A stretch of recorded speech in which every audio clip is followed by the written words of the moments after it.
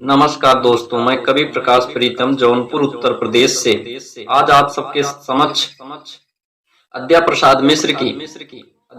मिश्र उन्मत्त जी की अवधि की एक कविता डगर महकी प्रस्तुत करने जा रहा हूँ। सुनिए।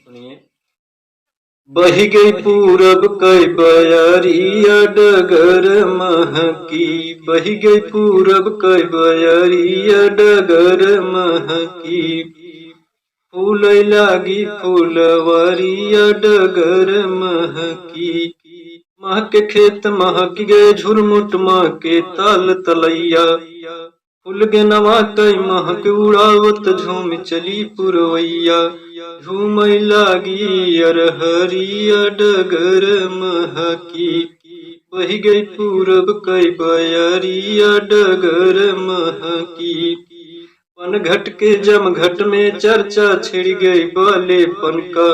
छम छम छम छम पायल बजई और चूड़ियां खन खन खन कई,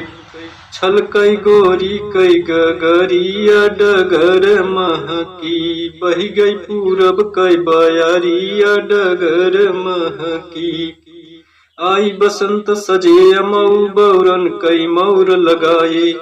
कौन कई दुल्हन असला जनमारी शीस नवाए,